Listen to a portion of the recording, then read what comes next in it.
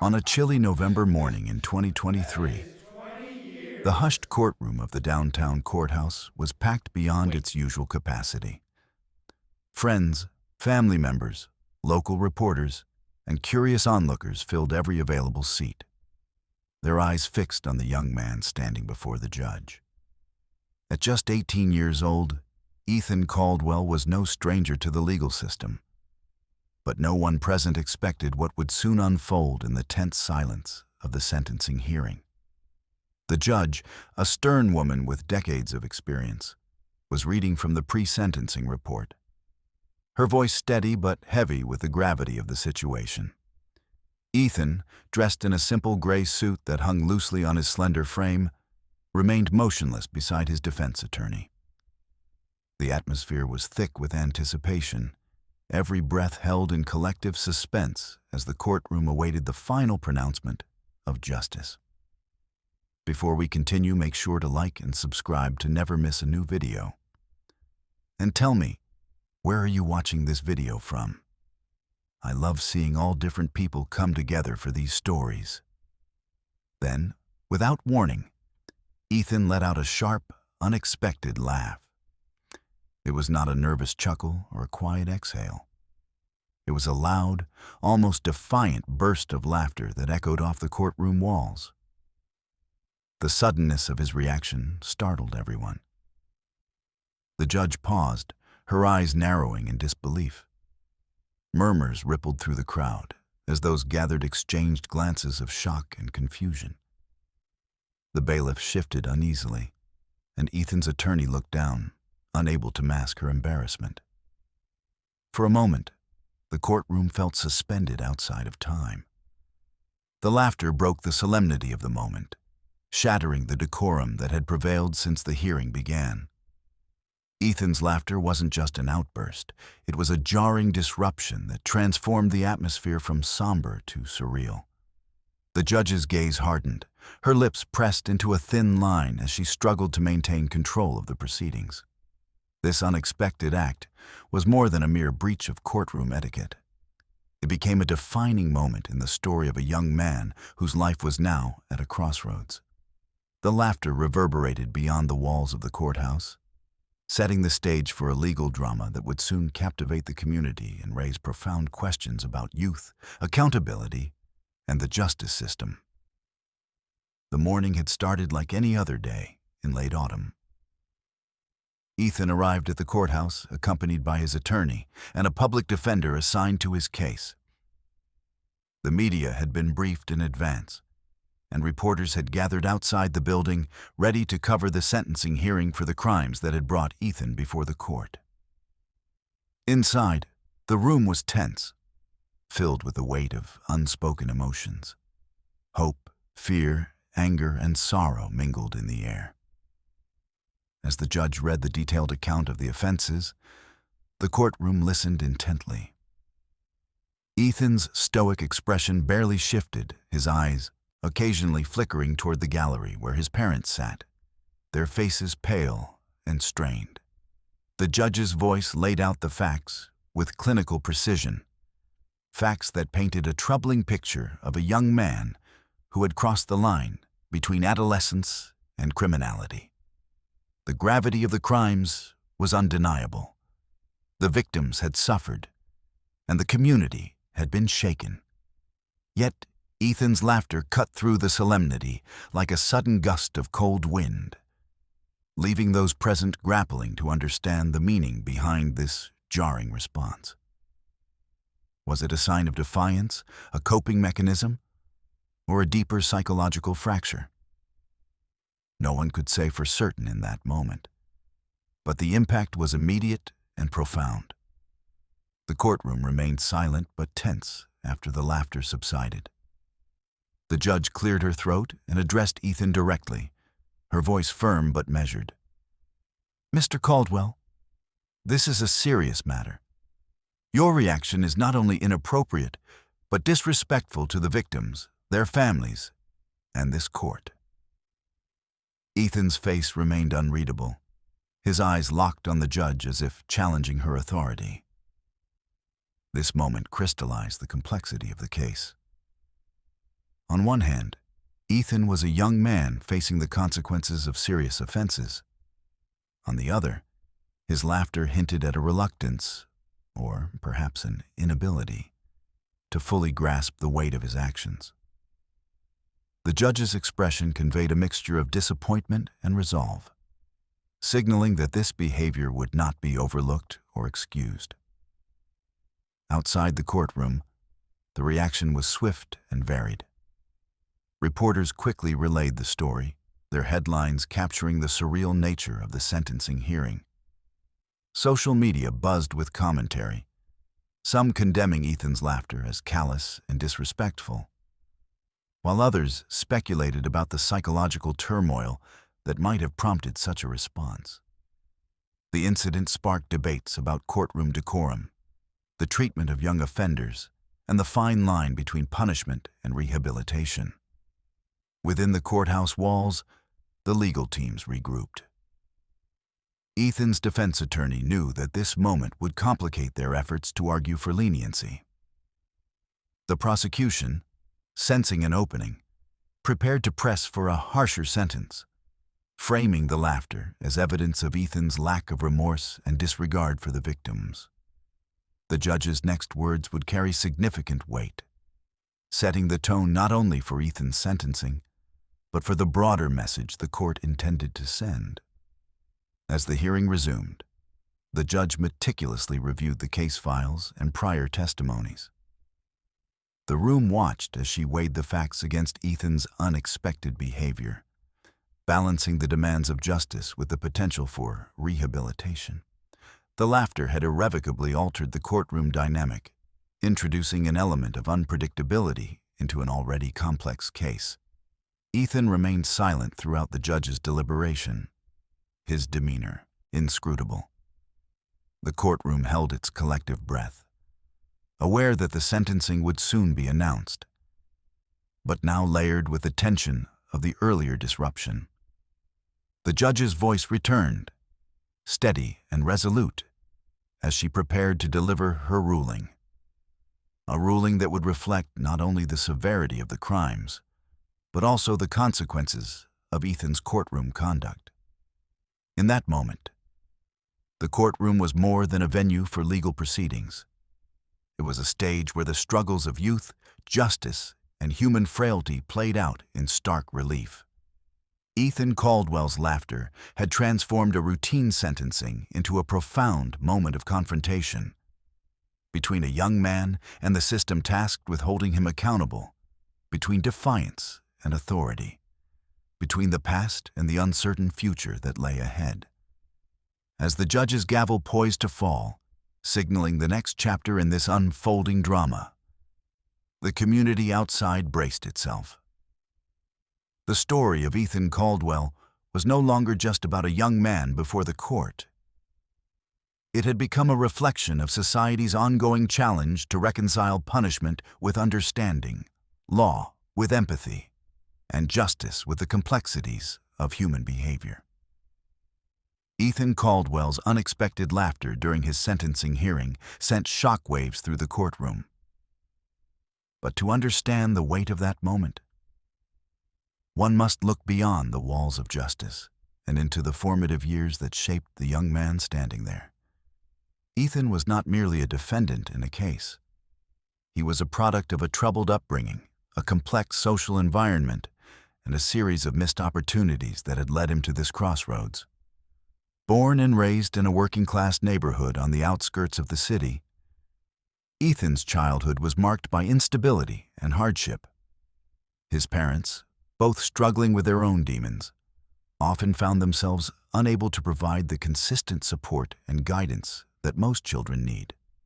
His father, once employed in a local factory, lost his job during the economic downturn that swept through the region, and the strain of unemployment seeped into the family home. His mother battled addiction, her presence erratic and unpredictable, leaving Ethan and his younger sister to fend for themselves much of the time. School provided little respite. Though bright and capable, Ethan's academic record was inconsistent, marred by frequent absences and disciplinary issues. teachers often described him as a boy with potential shadowed by defiance and a lack of focus.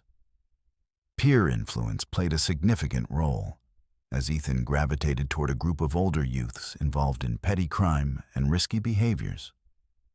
The neighborhood itself was a crucible of challenges: limited resources, high crime rates, and a pervasive sense of despair that permeated the daily lives of its residents. These early years were punctuated by moments of fleeting normalcy: playing basketball with neighborhood friends, occasional family gatherings, and a love for music that allowed Ethan brief escapes from his reality. Yet, the undercurrent of instability remained a constant companion, shaping his worldview and interactions with others. The lines between right and wrong blurred amid the chaos, and authority figures were often met with suspicion or outright hostility. By the time Ethan reached his mid-teens, the trajectory of his life had begun to veer sharply off course. His encounters with law enforcement increased, starting with minor infractions, curfew violations, trespassing, and petty theft. Each incident seemed to harden his resolve, pushing him further from the guidance that might have redirected him. The juvenile justice system became a revolving door, offering little in the way of meaningful intervention or support. Instead, it seemed to reinforce the patterns of defiance and disengagement that had taken root. Family dynamics played a crucial role in Ethan's unfolding story. His relationship with his parents was fraught with tension and disappointment. His father's struggles with anger and frustration often resulted in heated arguments, while his mother's absence during critical moments left Ethan feeling abandoned and alone. His younger sister, though protective, was too young to serve as an anchor, and their bond, while strong, could not compensate for the lack of adult stability. Despite these challenges, those close to Ethan recall moments that hinted at a different path. A former coach from the local community center remembered a time when Ethan showed leadership and dedication on the basketball court, inspiring teammates and earning respect. A neighbor spoke of his kindness toward younger children and his occasional efforts to help with yard work or errands. These glimpses of potential underscored the complexity of his character. A young man caught between the desire to rise above his circumstances and the powerful forces pulling him down. Social environment further complicated Ethan's development.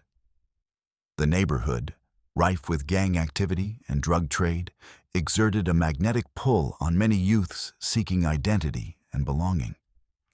Ethan's association with older peers involved in illicit activities exposed him to a world of violence, substance abuse, and criminal behavior. The normalization of such conduct blurred moral boundaries, embedding a survivalist mentality that prioritized loyalty and toughness over empathy or foresight.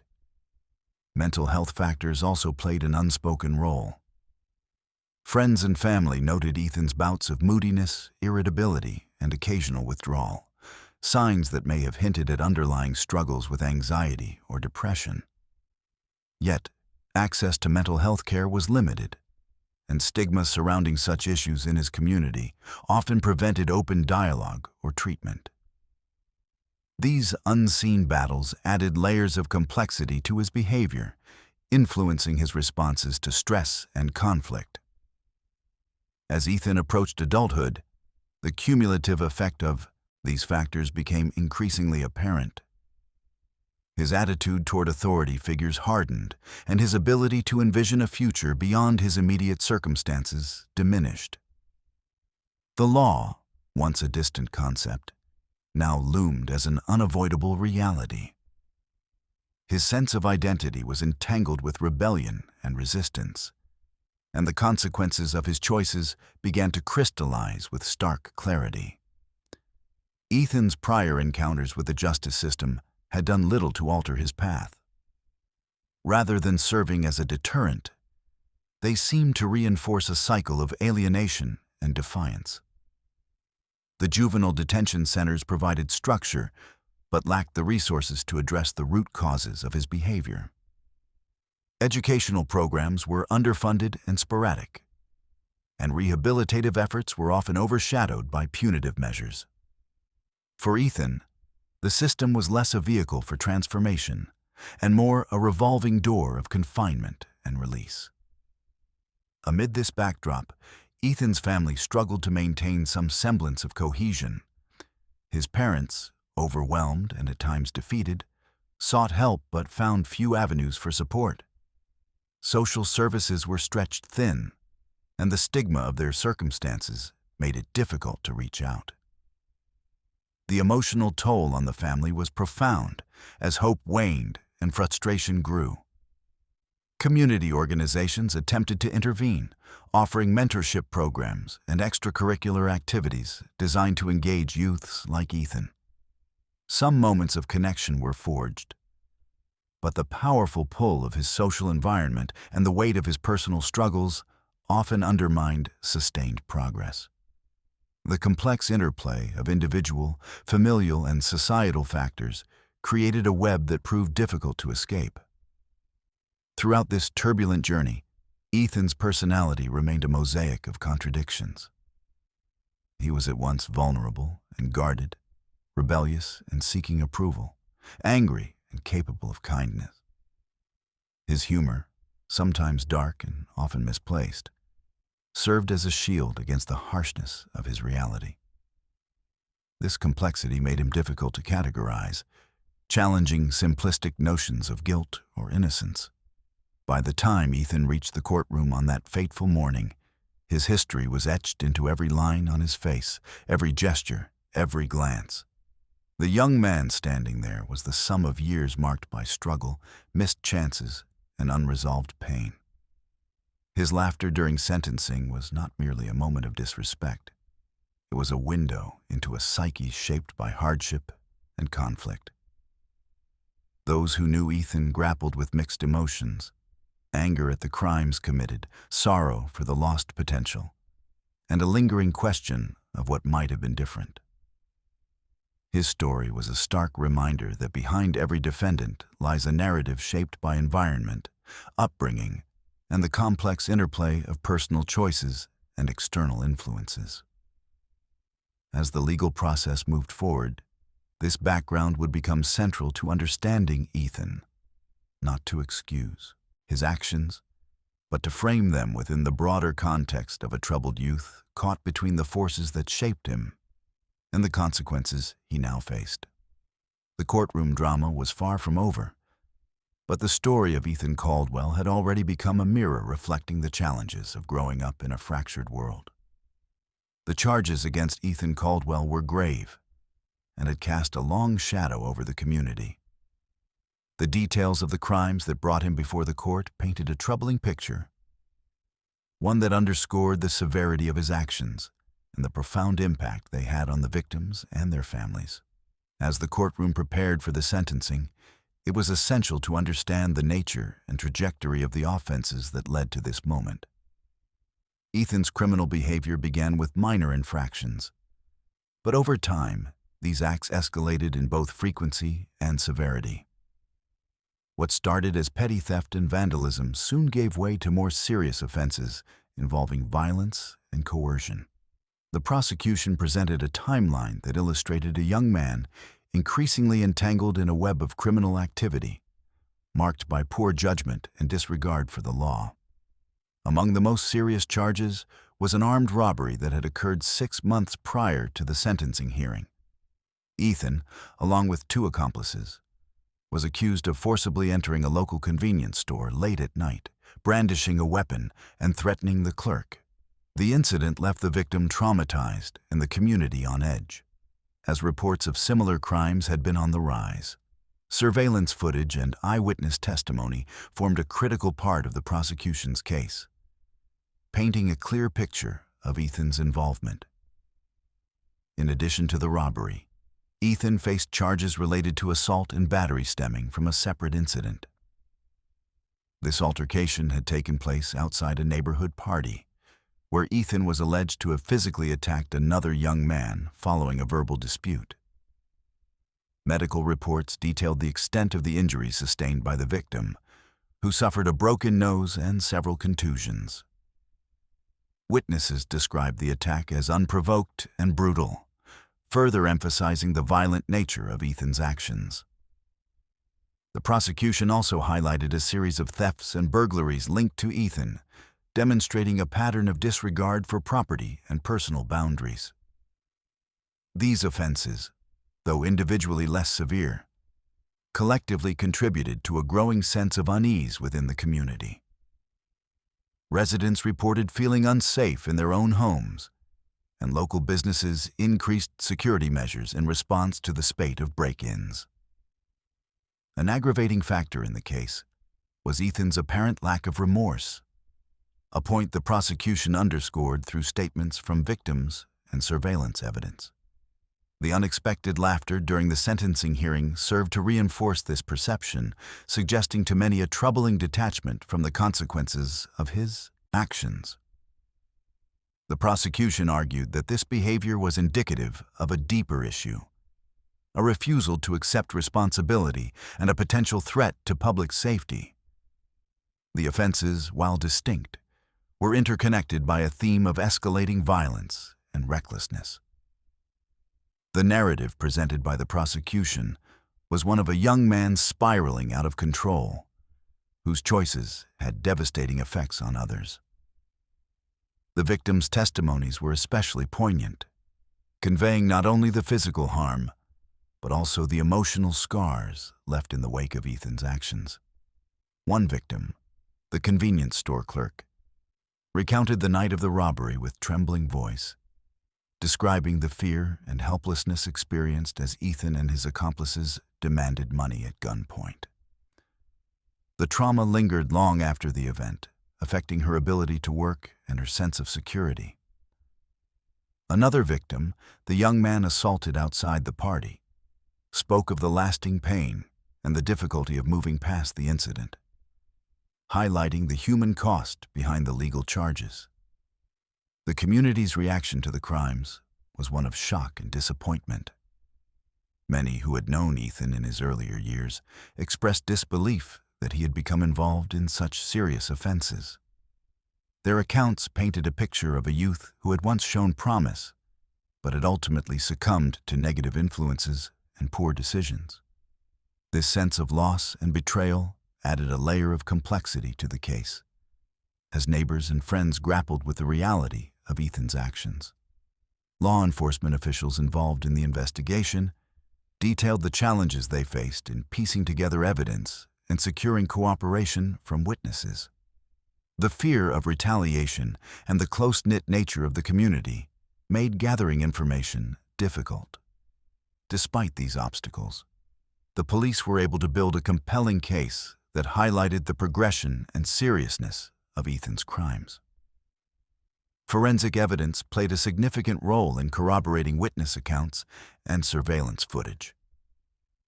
Items recovered from the burglary scenes, including clothing and stolen property, were linked to Ethan through fingerprints and DNA analysis. The weapon used in the armed robbery was also recovered, further solidifying the prosecution's position. These tangible pieces of evidence left little room for doubt regarding Ethan's involvement. The defense, aware of the weight of the evidence, sought to frame Ethan's actions within the context of his troubled background and developmental challenges. They argued that his behavior was not indicative of inherent criminality, but rather a manifestation of unresolved trauma and environmental factors. The defense pointed to his age and the potential for rehabilitation, emphasizing that his youth should be considered in weighing the severity of punishment. While the prosecution focused on the harm caused and the need for accountability, the defense aimed to humanize Ethan, portraying him as a young man capable of change if given the appropriate support. They highlighted moments of cooperation during the investigation and Ethan's expressed regrets in private discussions, attempting to counterbalance the courtroom display of defiance. Throughout the trial and subsequent hearings, the narrative of escalation remained central. The progression from minor offenses to violent crimes illustrated a pattern that concerned both legal authorities and community members. Each incident was a thread woven into a larger tapestry of behavior that had culminated in this sentencing hearing. The impact on the victims and the community could not be overstated. Their voices lent emotional weight to the proceedings, reminding all present that the consequences extended far beyond legal statutes. The fear, pain, and disruption caused by Ethan's actions were real and enduring, underscoring the stakes involved. Ethan's own demeanor during the recounting of these crimes was a study in contradiction. At times, he appeared withdrawn, avoiding eye contact and showing signs of distress. At others, his posture was defiant, reflecting the complex interplay between guilt, denial, and the coping mechanisms he had developed over years of hardship. The courtroom became a battleground for competing narratives, one of justice and accountability, the other of understanding and potential redemption. The facts of the crimes were clear and compelling, but the path forward remained uncertain, complicated by the layers of human experience behind the headlines. As the sentencing hearing progressed, the gravity of the offenses and their repercussions weighed heavily on all involved. The court was tasked with balancing the need for punishment with the recognition of factors that might mitigate culpability. The story of Ethan Caldwell was no longer just about a series of crimes. It was about a young man caught in the intersection of personal failure and societal responsibility. The details of the offenses would serve as the foundation upon which the court's decision rested.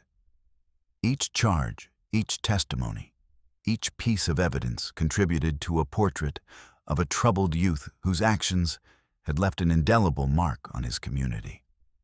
The seriousness of his crimes demanded a response, but the manner in which that response would be delivered remained to be seen. In the quiet moments between arguments and rulings, the courtroom bore witness to the complex human drama unfolding within its walls. Ethan Caldwell's journey from a troubled past to a courtroom defendant was punctuated by acts that could not be ignored.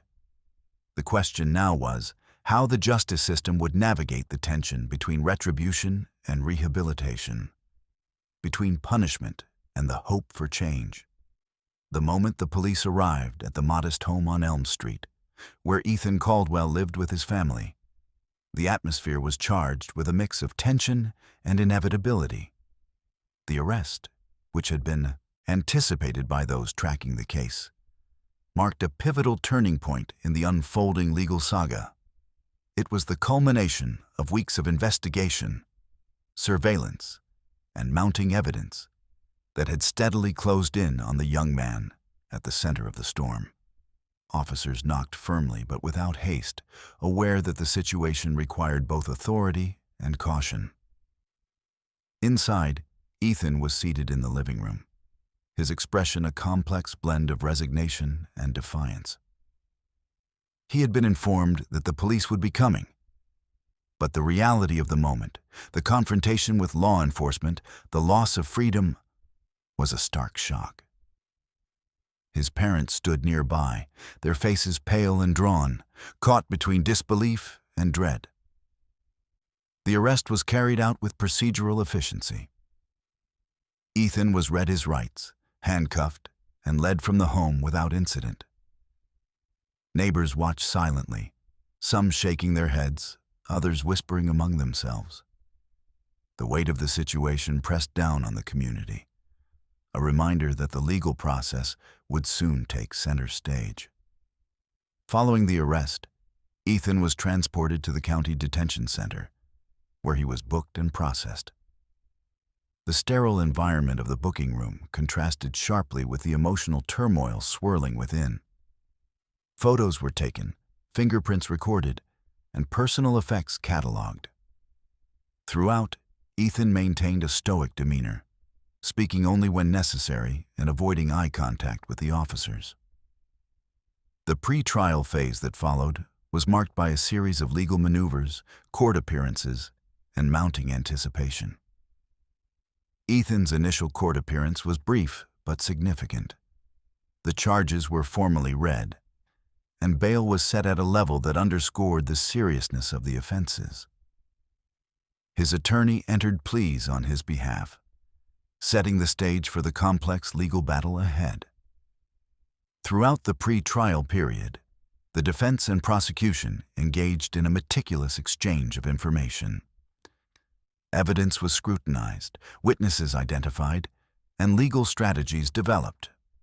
Police reports, forensic analyses, and surveillance footage formed the backbone of the case, while witness statements added personal dimensions to the narrative. Interviews with Ethan during this time revealed little in terms of cooperation or remorse.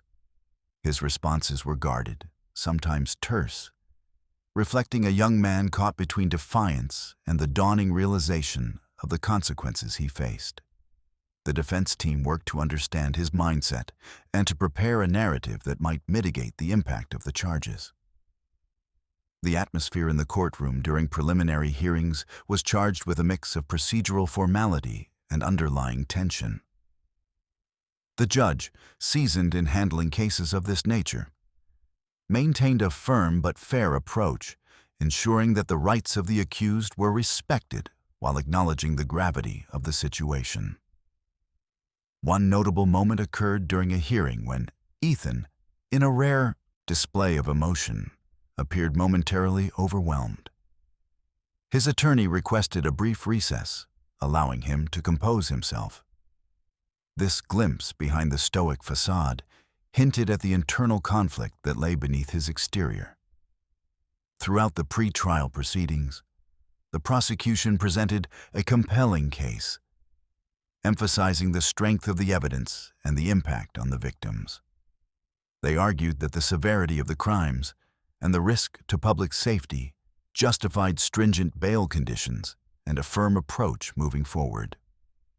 Conversely, the defense highlighted Ethan's youth and troubled background, advocating for leniency and alternative measures.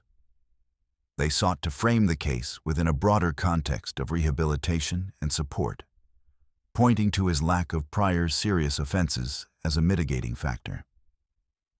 The media closely followed these developments, reporting on courtroom dynamics and the escalating legal drama. Public interest was piqued not only by the nature of the crimes, but also by Ethan's unusual courtroom behavior, which had already begun to shape perceptions and influence discourse. During this phase, the court also dealt with logistical matters, such as the scheduling of the trial, the disclosure of evidence, and the examination of witness lists.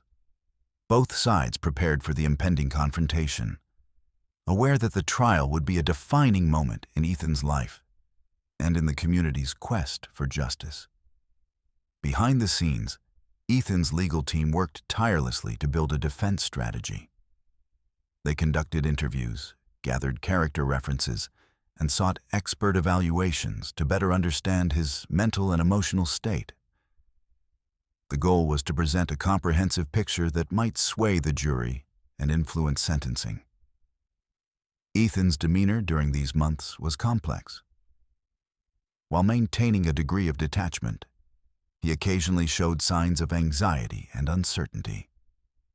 Counselors and social workers involved in his case noted his struggles with the abrupt changes in his life and the intense scrutiny he faced. The pre-trial period also brought to light the challenges inherent in handling juvenile or young adult offenders within the criminal justice system. Questions arose regarding appropriate interventions, the balance between punishment and rehabilitation, and the resources available to support individuals like Ethan. As the trial date approached, the tension within the courtroom and the community intensified. Preparations on both sides reached a crescendo, with final arguments shaping and evidence being meticulously reviewed. The stage was set for a legal contest that would not only determine Ethan's fate, but also resonate with broader societal questions about youth, crime, and justice. Throughout this process, Ethan remained a figure both enigmatic and emblematic. a young man navigating the turbulent waters of a system designed to hold him accountable while grappling with the consequences of his actions. The journey from arrest to trial was a crucible, testing the limits of law, compassion, and the possibilities for redemption. The courtroom, once again, became the arena where these forces would collide.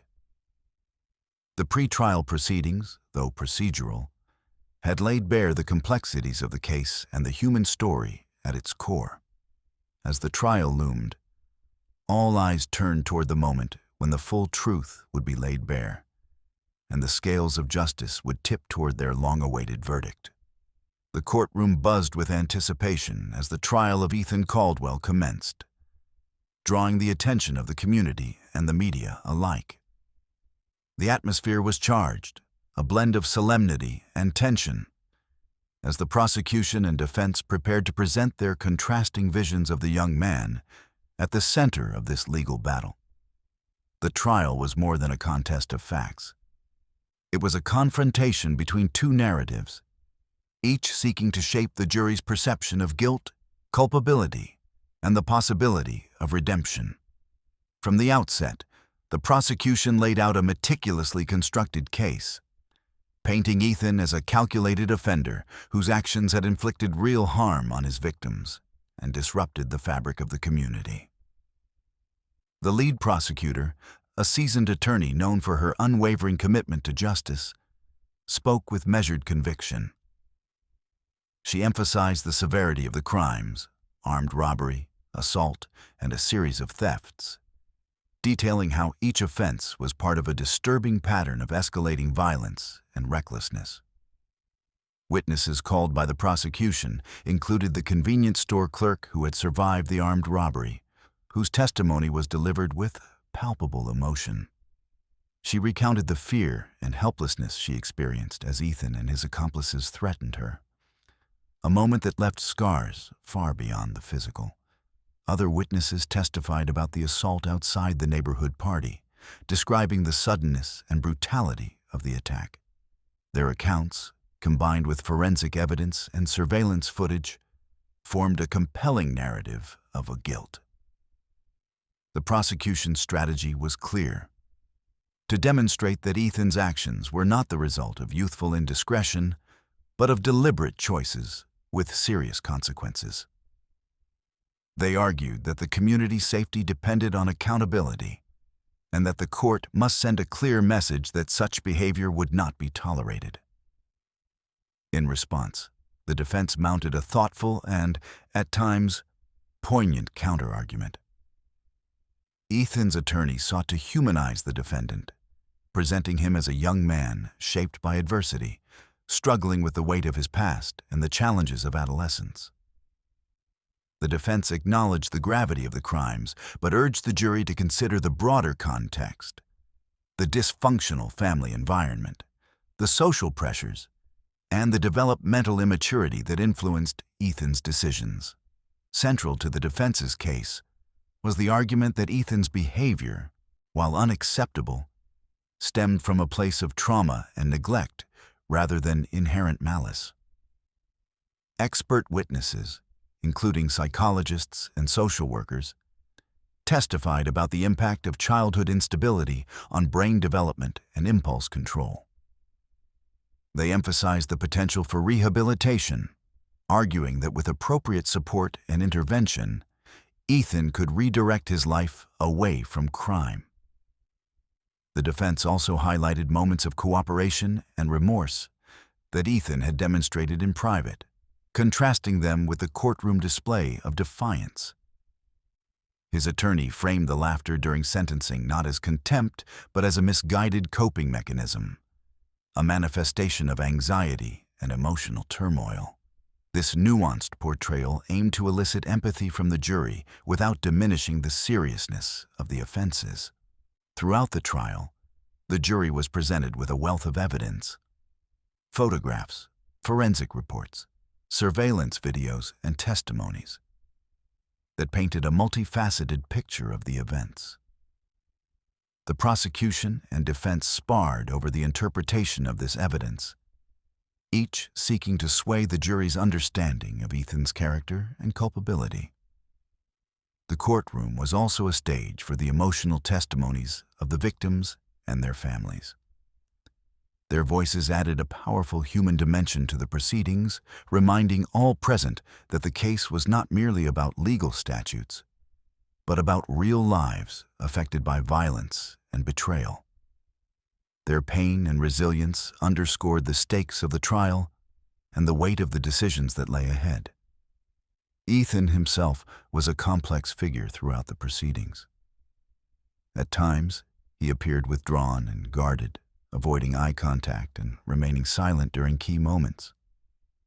On other occasions, he showed glimpses of vulnerability, particularly when confronted with the accounts of those he had hurt. His demeanor reflected the internal conflict of a young man grappling with guilt, fear, and the uncertainty of his future. The defense's closing arguments called on the jury to balance justice with mercy, to recognize Ethan's capacity for change, and to consider the long-term implications of their verdict. They urged the jurors to see beyond the crimes to the person beneath, advocating for a sentence that allowed for rehabilitation rather than solely punishment. The prosecution, in their final remarks, reaffirmed the necessity of accountability. They reminded the jury of the pain inflicted and the community's need for safety and justice.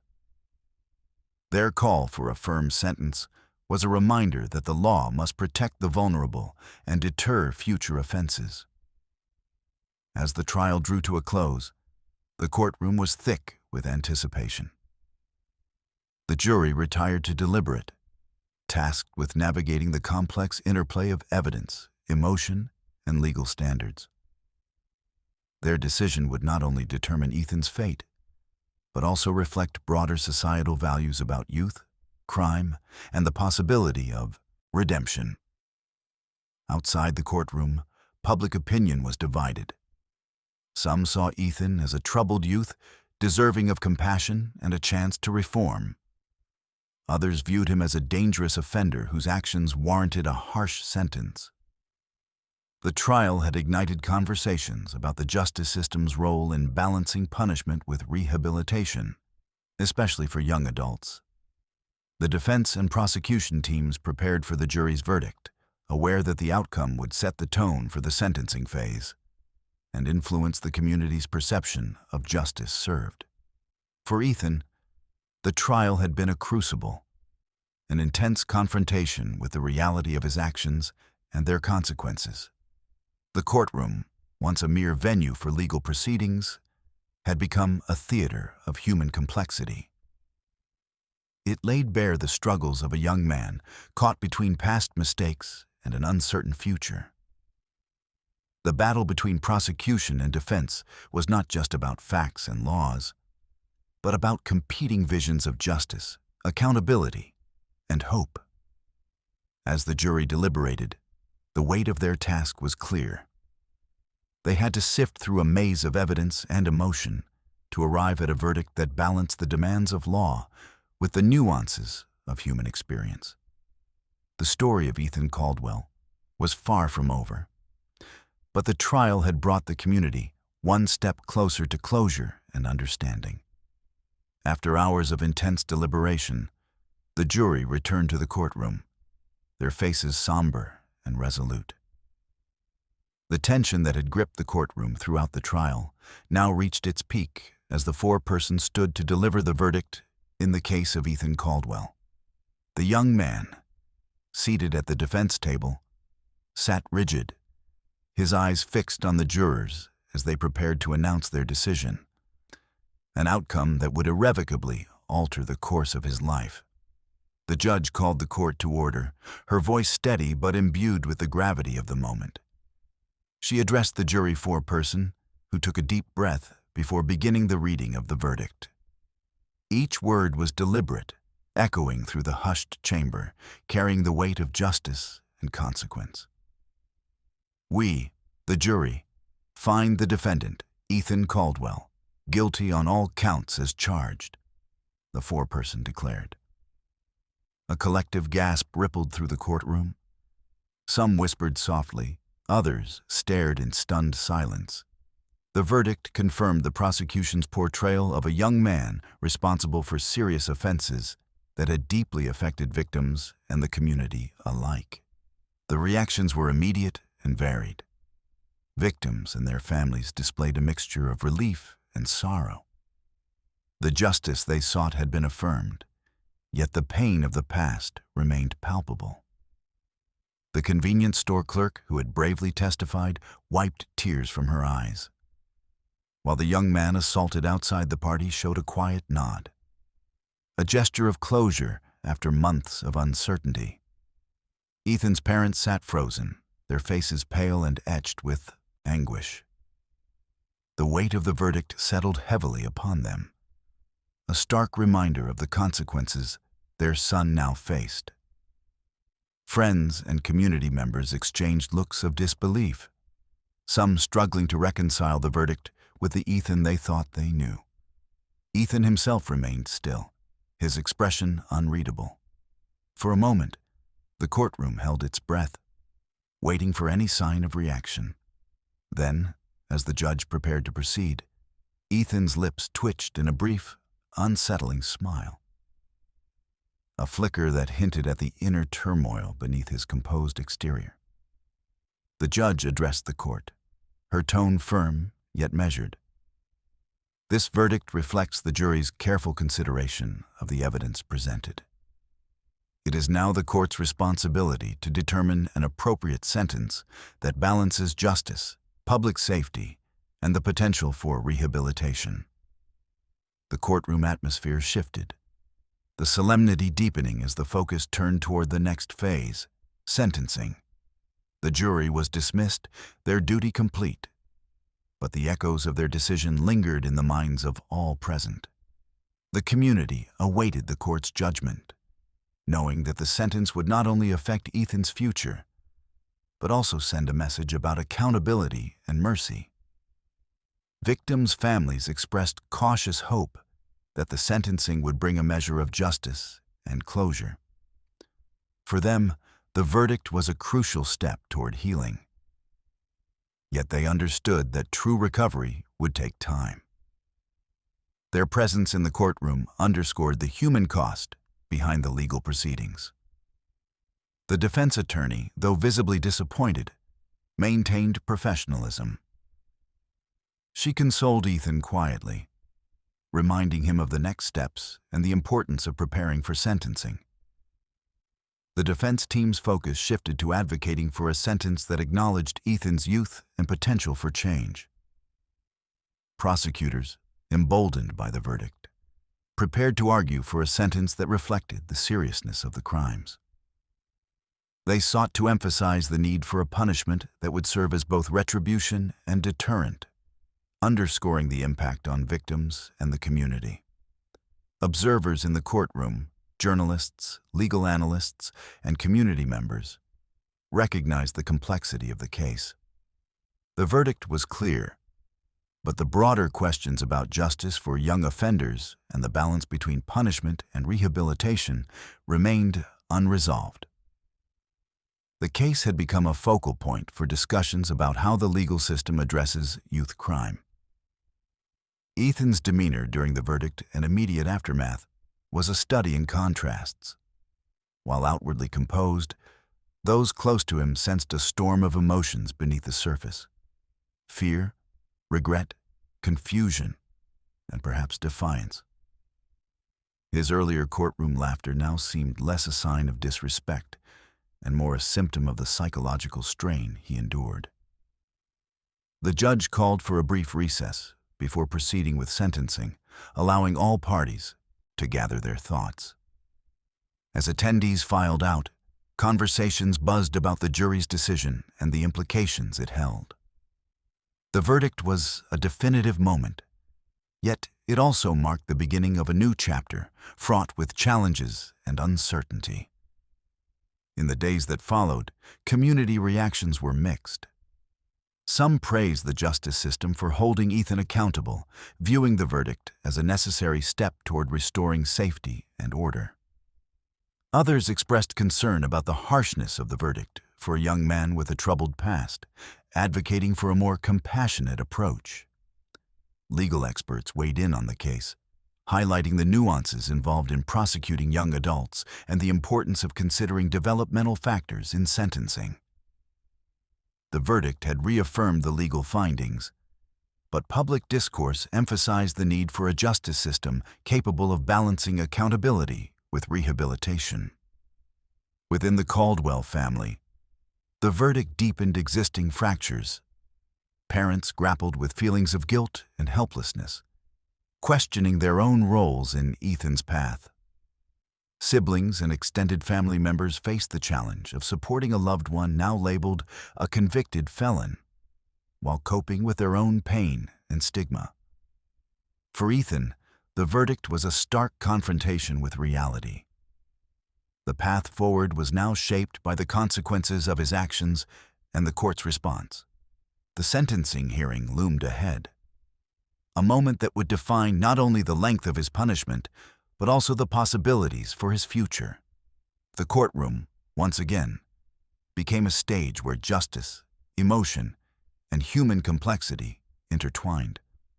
The jury's verdict was a critical juncture, one that crystallized the community's demand for accountability and the legal system's commitment to uphold it. As the judge prepared to resume proceedings, the atmosphere was heavy with anticipation. The sentencing phase would require careful consideration, balancing the severity of the crimes, the impact on victims, and the nuanced factors surrounding Ethan's youth and potential for rehabilitation. In that charged silence, the story of Ethan Caldwell stood at a crossroads. The jury had spoken. Now it was the court's turn to decide the measure of justice to be served. The community watched. The victims waited. And Ethan faced the uncertain future shaped by this pivotal moment. The courtroom fell into a heavy silence as the judge prepared to deliver the sentencing in the case of Ethan Caldwell. The gravity of the moment was palpable. After the jury's unanimous verdict, all eyes were fixed on the bench, awaiting the measure of justice that would seal the young man's fate. The atmosphere was thick with anticipation, tension crackling as the judge reviewed her notes and considered the weight of her words. Then, without warning, a sound shattered the solemnity. A sudden, sharp burst of laughter from Ethan himself. It was not a quiet, nervous chuckle or a subdued sigh. It was a loud, almost mocking laugh that reverberated through the courtroom, breaking the expected decorum. The reaction was immediate and electric. Gasps and murmurs swept through the spectators, some recoiling in shock, others exchanging bewildered glances. The judge's eyes snapped up, her gaze locking onto Ethan with unmistakable disbelief and disapproval. The laughter hung in the air like a jagged note, jarring everyone present. The victims and their families, who had sat through the trial with heavy hearts, were visibly shaken. The convenience store clerk's eyes widened, a flush of hurt crossing her face. The young man who had been assaulted seemed momentarily frozen, his jaw tightening as he processed the unexpected breach of solemnity. The judge's composure, while stern, remained resolute. "Mr. Caldwell," she said, her voice firm and unwavering, "this court does not tolerate disrespect, especially not in moments as serious as this. Your laughter is not only inappropriate, but contemptuous to the victims, their families, and this court."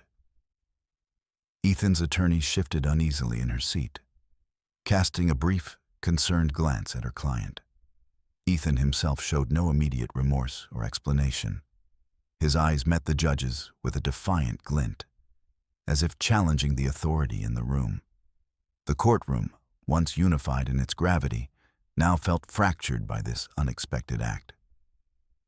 The judge paused, allowing the weight of her words to settle. "Your behavior during this sentencing hearing will be taken into account when determining your sentence. Contempt of this court can and will influence the severity of your punishment." The bailiff moved quietly behind Ethan, a subtle reminder of the consequences of further disruptions. The courtroom remained tense, the air thick with unspoken questions about Ethan's motives. Was this laughter a sign of deep-seated defiance, a coping mechanism born of fear and confusion, or something more troubling? Observers later speculated on the psychological underpinnings of Ethan's reaction. Some suggested it was an immature, misguided attempt to mask anxiety. Others saw it as a brazen display of disrespect. Regardless of interpretation, the laughter irrevocably altered the tone of the sentencing hearing. The judge resumed her remarks, now with a heightened sense of authority. She reviewed the details of the case once more, emphasizing the seriousness of Ethan's crimes and the impact on his victims. The courtroom listened intently, the previous disruption lingering as a shadow over the proceedings. Victims' families exchanged glances, some nodding subtly as the judge acknowledged their suffering and the need for justice to be served. The community's demand for accountability was clear, and the judge's words reflected a resolve to meet that expectation. Ethan remained largely silent, the earlier laughter replaced by a stoic facade. His attorney whispered counsel, attempting to mitigate the damage caused by the outburst. The defense team understood that this moment could tip the scales towards a harsher sentence, complicating their efforts to argue for leniency. The prosecution seized upon the laughter as evidence of Ethan's lack of remorse and disrespect for the judicial process. Their closing arguments called for a sentence that reflected not only the severity of the crimes, but also the contemptuous attitude displayed in court.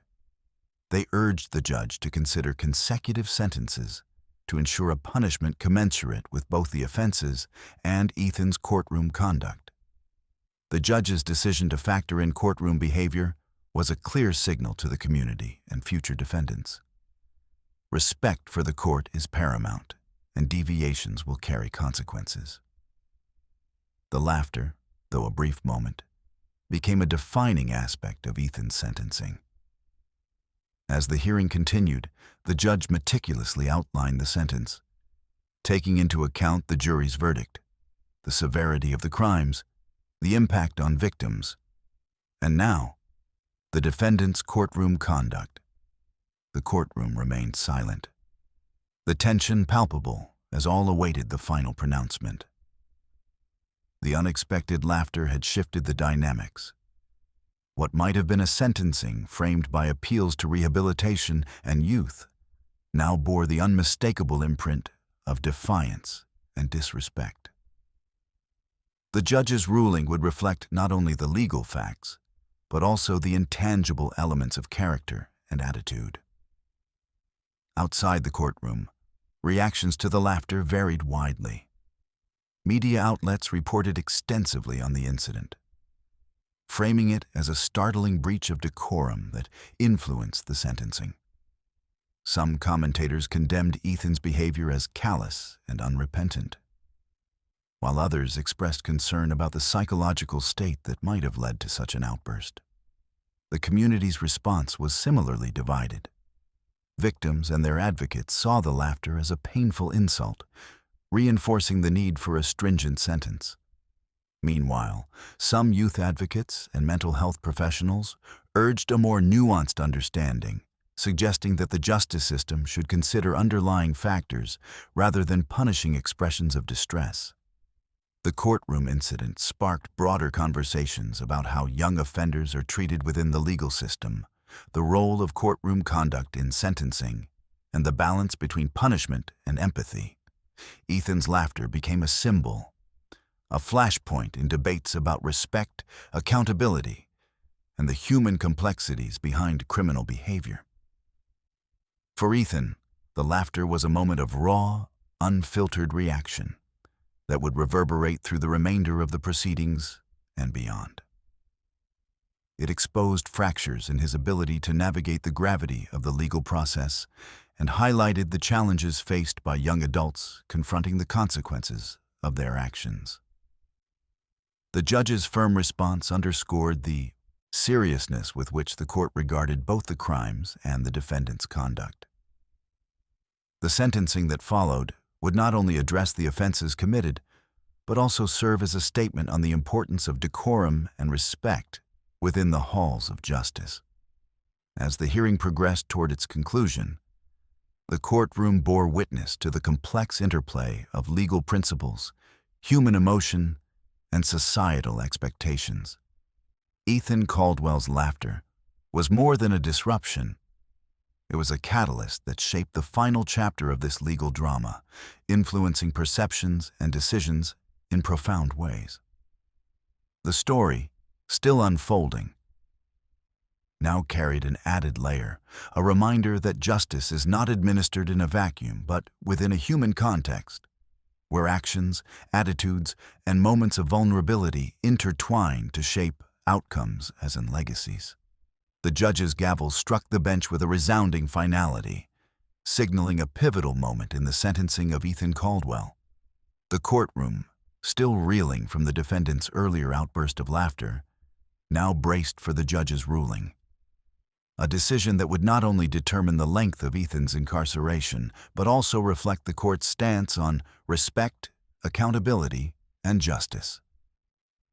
After careful deliberation, the judge announced that Ethan would receive consecutive prison sentences rather than concurrent ones. This meant that the time he was to serve for each conviction would be added together, resulting in a substantially longer period behind bars than if the sentences had run simultaneously. The courtroom absorbed the weight of this decision, recognizing it as a stern response both to the severity of Ethan's crimes and his disruptive behavior during sentencing. The judge explained the legal reasoning behind stacking the sentences. The court acknowledges the seriousness of Mr. Caldwell's offenses and the profound impact on the victims and community. Additionally, his contemptuous conduct during these proceedings cannot be overlooked. Imposing consecutive sentences ensures that the punishment appropriately reflects the gravity of each individual crime and the defendant's attitude toward this court. This ruling marked a clear departure from more lenient approaches often extended to young offenders. The decision to impose consecutive sentences was a deliberate message, a demonstration that courtroom decorum and respect for the justice system are integral to sentencing considerations. The judge's words underscored the principle that defiance and disrespect can exacerbate consequences, especially in cases involving serious criminal conduct. The victims and their families reacted with a mixture of relief and somber acknowledgement. For many, the consecutive sentences signified a measure of justice that recognized the compounded harm they had endured. The convenience store clerk, who had faced the terrifying armed robbery, expressed gratitude that the court had taken their ordeal seriously.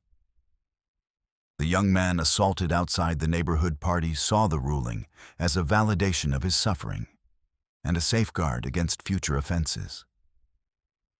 Ethan's parents sat in stunned silence, the weight of the sentences settling heavily upon them. The consequences of their son's actions, and now his courtroom behavior, had culminated in a punishment far more severe than they had hoped. The decision to stack sentences meant a lengthy period of separation and uncertainty about the future. The defense attorney, while respectful of the court's authority, expressed concern over the impact of consecutive sentencing on Ethan's prospects for rehabilitation. She argued that extended incarceration could hinder his chances of reform and reintegration into society. However, the judge maintained that the court's primary responsibility was to deliver justice for the victims and uphold the integrity of the legal process. The prosecution applauded the decision, viewing it as a necessary step to affirm the seriousness of the offenses and to reinforce the court's intolerance for contemptuous conduct. They emphasized that the sentencing would serve as a deterrent, signaling to others that criminal behavior and disrespect in court carry significant consequences. Legal experts observing the case noted that consecutive sentencing while more common in adult courts, was increasingly being applied in cases involving young adults when the offenses were severe and the defendant's behavior warranted it. The judge's ruling reflected a growing trend toward holding youth accountable without sacrificing the judicial system's commitment to fairness and proportionality. The media seized upon the sentencing decision, framing it as a landmark ruling that underscored the court's firm stance on courtroom conduct and the seriousness of youth crime. Headlines highlighted the judge's rationale, sparking public discourse about the balance between punishment and rehabilitation for young offenders. Community members voiced a range of opinions. Some praised the judge's decision, feeling that it reinforced the need for accountability and respect for the law. Others expressed concern that the harsh sentencing might overlook the potential for rehabilitation and the underlying factors contributing to Ethan's behavior. Within the courtroom, the mood was somber as the implications of consecutive sentences became clear. The extended prison terms meant that Ethan's journey through the justice system would be long and arduous, with limited opportunities for early release or leniency. Ethan himself appeared resigned but visibly shaken. The reality of serving consecutive sentences weighed heavily on him, eclipsing any earlier displays of defiance. His attorney offered quiet support, preparing for the challenges ahead as they navigated appeals and potential mitigation efforts. The judge's decision also resonated beyond the individual case, influencing judicial practices and setting a precedent for handling similar cases in the future. It underscored the judiciary's capacity to impose stricter sentences when warranted, particularly in instances where the defendant's conduct in court compounds the seriousness of their offenses. The legal community engaged in discussions about the implications of consecutive sentencing for youth offenders, debating the balance between retribution and rehabilitation. The case of Ethan Caldwell became a reference point in these conversations, illustrating both the potential consequences of courtroom behavior and the complexities of sentencing young adults. For the victims and their families, the judge's ruling provided a sense of justice served, though it could not erase the trauma they had endured. Their presence throughout the trial and sentencing underscored the human element at the heart of the judicial process. As the courtroom emptied, the echoes of the judge's decision lingered, consecutive sentences that reflected not only the crimes committed, but also the defendant's disregard for the court's authority. The ruling was a stark reminder that justice demands both accountability and respect, and that actions within the courtroom can carry profound consequences. Ethan Caldwell's story had taken a decisive turn. The imposition of consecutive sentences ensured that his punishment would be severe and unambiguous, a reflection of the court's condemnation of both his criminal acts and his courtroom conduct. The community watched as the legal system reaffirmed its role in balancing the scales of justice, sending a message that reverberated far beyond the courthouse walls. In the days that followed, the impact of the sentencing decision continued to ripple through legal circles, the media, and the public. The case sparked ongoing debates about the treatment of young offenders, the role of courtroom behavior in sentencing, and the broader challenges of achieving justice in complex cases. For Ethan, the road ahead was daunting. Consecutive sentences meant a prolonged separation from family and community, and the challenges of navigating prison life at a young age.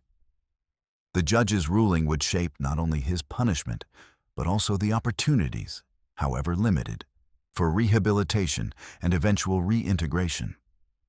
As the courthouse doors closed behind the final hearing, the story of Ethan Caldwell stood as a testament to the multifaceted nature of justice, where facts, behavior, and consequences intertwine to define outcomes that resonate far beyond the moment of sentencing.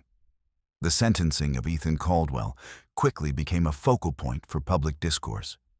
igniting a firestorm of media coverage and community reaction that extended far beyond the courthouse walls. News outlets nationwide seized upon the dramatic courtroom moments. The unexpected laughter during sentencing, the judge's firm response, and the decision to impose consecutive prison terms, crafting narratives that captured the complex interplay of youth crime, justice, and societal values. Headlines splashed across newspapers and digital platforms varied widely in tone and perspective. Some framed Ethan's courtroom laughter as callous and disrespectful, condemning it as a blatant insult to victims and the judicial process. These accounts emphasized the severity of the crimes and applauded the judge's decision to impose consecutive sentences, portraying it as a necessary stance to uphold the rule of law and deliver justice. Other media voices took a more nuanced approach, exploring the psychological and social factors that might have contributed to Ethan's behavior. Articles examined his troubled upbringing, struggles with mental health, and the challenges faced by young adults navigating the criminal justice system. Opinion pieces questioned whether the consecutive sentencing was excessively harsh, arguing for a balance between accountability and the potential for rehabilitation. Social media erupted with passionate debate. Supporters of the victims expressed outrage at Ethan's courtroom laughter, viewing it as callous and emblematic of a broader problem with youth offenders lacking respect for consequences. Hashtags calling for tougher sentences and greater protections for victims trended for days.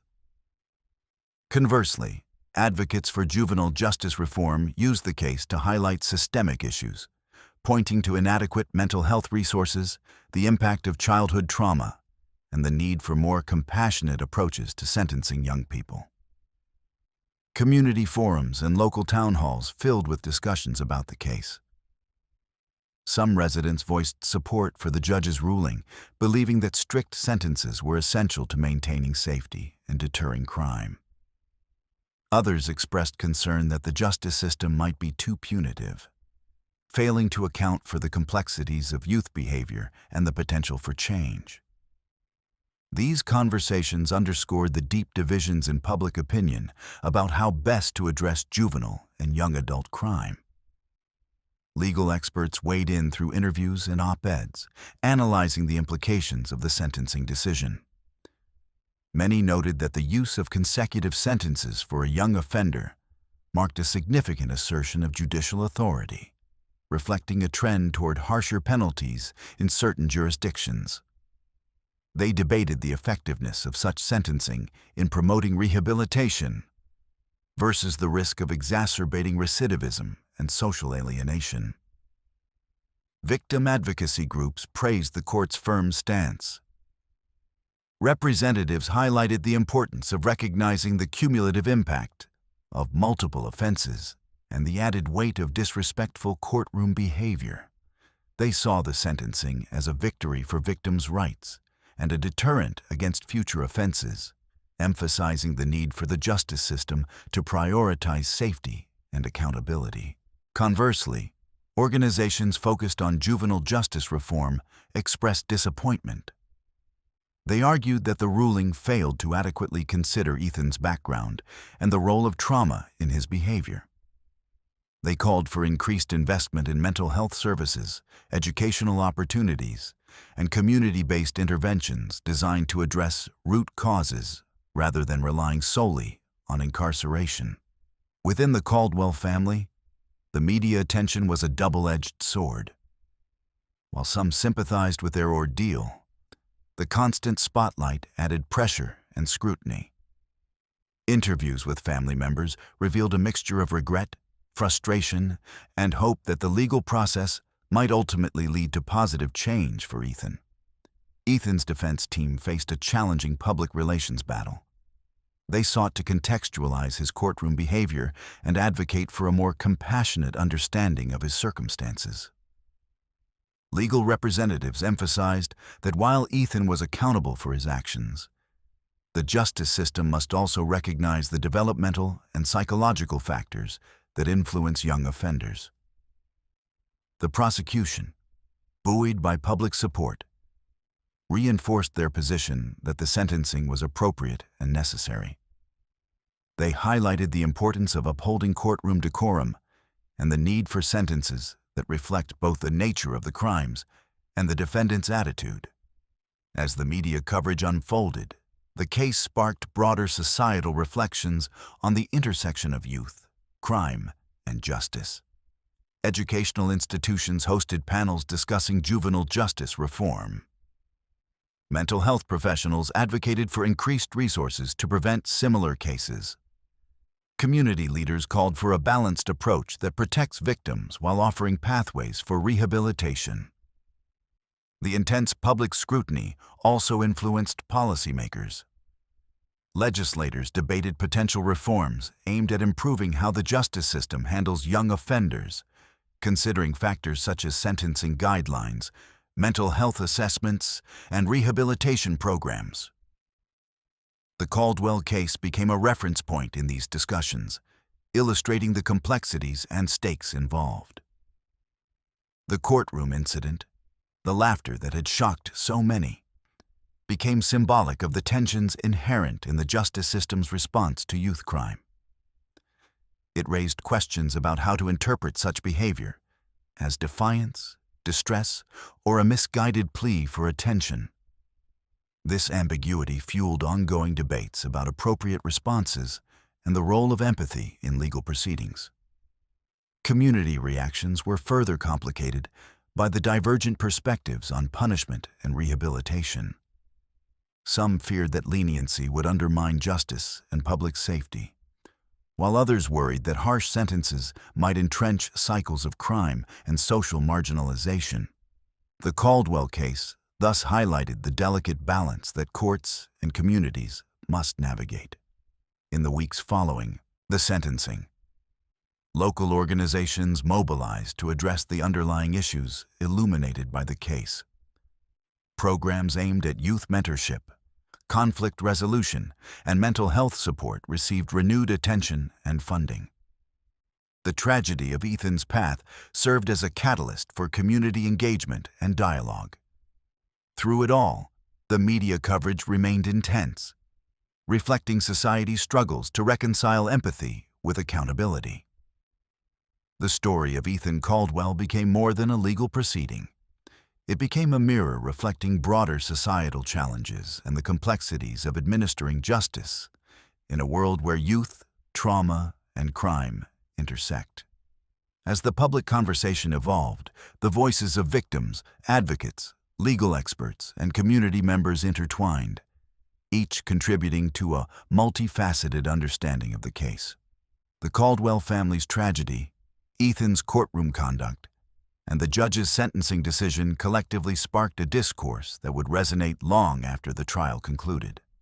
The media, in chronicling every twist and turn, ensured that the case remained in the public eye, prompting ongoing reflection and debate about juvenile justice, courtroom conduct, and the pursuit of a system that is both fair and effective.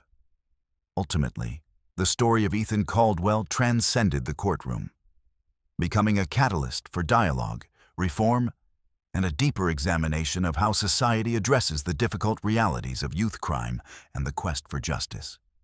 In the years that followed the sentencing of Ethan Caldwell, the reverberations of his case extended far beyond the prison walls, touching the lives of many and influencing the broader discourse on juvenile justice reform. Ethan's journey through incarceration was marked by struggles and growth, a reflection of the complex realities faced by young offenders navigating the challenges of confinement and self-discovery. Inside the correctional facility, Ethan confronted the harsh realities of prison life. The initial months were the most difficult. Isolation, loss of freedom, and the weight of his actions bore heavily on his psyche. The laughter that had once shocked the courtroom was replaced by periods of silence and introspection. He grappled with regret and the consequences of his defiance, slowly beginning to understand the gravity of his situation. The prison environment presented its own set of challenges: exposure to hardened criminals, strict routines, and limited opportunities for personal development. Yet, amid these difficulties, Ethan sought avenues for change. He enrolled in educational programs aimed at earning his GED and participated in counseling sessions targeting anger management and trauma. These efforts were steps toward rehabilitation, though the path was neither straightforward nor easy. Ethan's case became a reference point in ongoing discussions about the treatment of juvenile and young adult offenders within the penal system. Advocates for reform highlighted the need for tailored programs that address the unique developmental needs of youth, emphasizing education, mental health support, and skill building as crucial components of rehabilitation. Ethan's experience underscored the challenges and potential of such approaches. Meanwhile, the community from which Ethan came grappled with the aftermath of his crimes and incarceration. The victims and their families continued their healing journeys, supported by local organizations that had formed in response to the case. These groups focused on victim advocacy, trauma counseling, and community safety initiatives, aiming to transform pain into proactive efforts for change. The Caldwell family, shattered by the ordeal, sought to rebuild their lives. They engaged in therapy and community support, striving to understand the factors that led to Ethan's path and to prevent similar tragedies within their family and neighborhood. Their story became a cautionary tale and a call to action for greater awareness and intervention in at-risk youth populations. Ethan's case also prompted legislative discussions at the state level. Lawmakers debated reforms aimed at improving the juvenile justice system, including measures to enhance mental health services, expand diversion programs, and refine sentencing guidelines for young offenders. The public's engagement with the case fueled support for policies balancing accountability with the potential for rehabilitation. Educational institutions incorporated discussions of the Caldwell case into curricula focused on criminal justice, psychology, and social work. Students examined the interplay of environment, behavior, and legal consequences, gaining insights into the complexities of youth crime and the justice system's responses.